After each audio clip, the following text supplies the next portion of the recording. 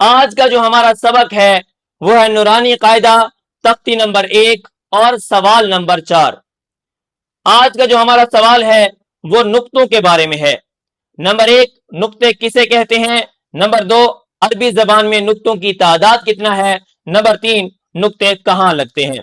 آپ نے یہ خود بھی پڑھنا ہے اور بچوں کو بھی پڑھانا ہے۔ سب سے پہلے جو ہمارا سوال ہے وہ ہے نقطے کسے کہتے ہیں؟ ٹھیک ہے، آپ یہاں پر دیکھیں، با کے نیچے ایک نقطہ ہے، تا کے اوپر 2 نقطے ہیں اور تا کے اوپر 3 نقطے ہیں۔ ٹھیک ہے، یہ کیا ہے؟ یہ نقطے ہیں۔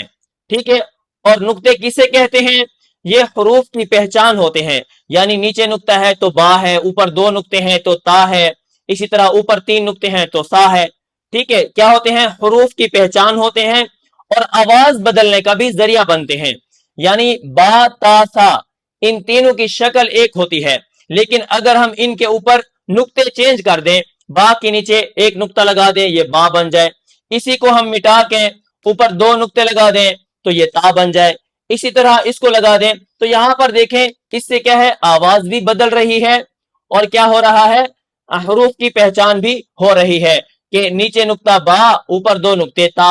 اسی طرح جیم ہے، ہا ہے، خا ہے، آپ اس طرح ان کو پہچان بھی کروا سکتے ہیں۔